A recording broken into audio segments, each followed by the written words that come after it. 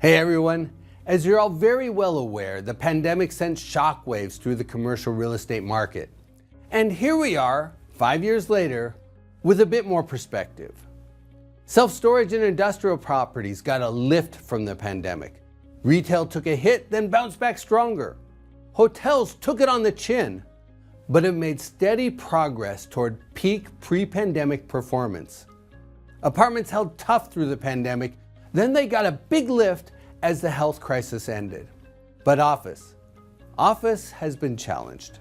First by the pandemic, then by changing behavior as many employees continue to work from home, at least on a hybrid basis, which ultimately reduced office space demand.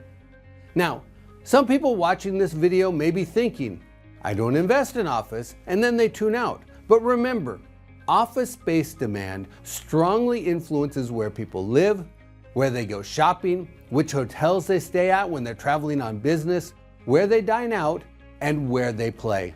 So office space demand can play a big role in the performance of surrounding commercial real estate. When the pandemic hit, office space demand fell for 5 consecutive quarters, vacating about 180 million square feet.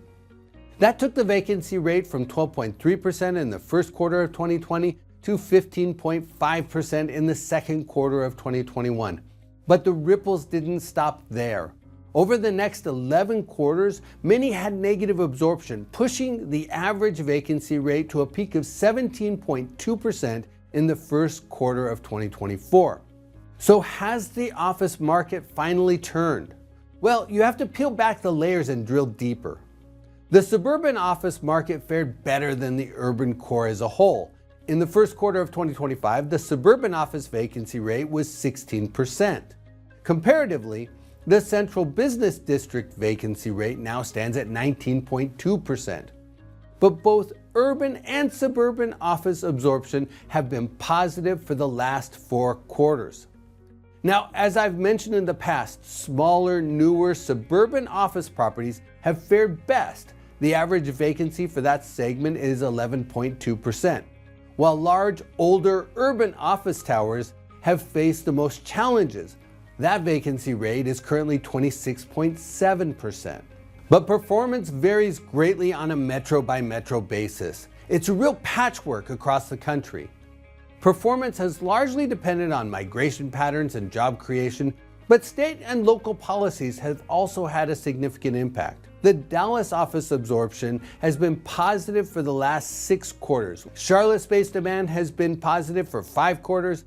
New York City, the largest office market in the country, has had 4 quarters of positive absorption, taking the vacancy rate down to 15.3%. That's 250 basis points below the peak vacancy set in the second quarter of 2023. Chicago has been positive for 4 quarters, as have Houston, Miami, Tampa, Orlando, Atlanta, Philadelphia, St. Louis, Sacramento, and the Inland Empire, which, incidentally, has the lowest metro vacancy rate in the country at just 7.9%. But on the other side of the equation, several markets still face headwinds. Oakland has had negative absorption in 10 of the last 12 quarters, and San Francisco's space demand has been negative in 10 of the last 13 quarters, resulting in a current vacancy rate of 27%, the highest in the country. But I do want to point out that the momentum in the Bay Area may be turning the corner. The vacancy rate has nudged lower in each of the last 3 quarters. Meanwhile, Boston still faces headwinds, with negative office space demand running for the last 9 consecutive quarters. So each metro has its own reality. Some markets, like the Inland Empire, Las Vegas, and Miami, have vacancy rates on par with or even below where they were prior to the pandemic. But most markets are still recovering. Looking forward, vacancy is expected to taper further as construction remains limited and we continue to see an increasing trend of employees returning to the office. That said, recession risk has been rising. Historically, when unemployment has risen, office demand has slackened. But this year, it's possible that rising unemployment could drive more employees back to the office, actually lifting space demand. But there's a lot of uncertainty. much will depend on trade policies and the unique characteristics of any impending economic downturn. Our baseline forecast suggests modest gains in space demand this year, but a lot of the variables are still up in the air. That's just one more reason why investors always need to keep their eyes on the horizon.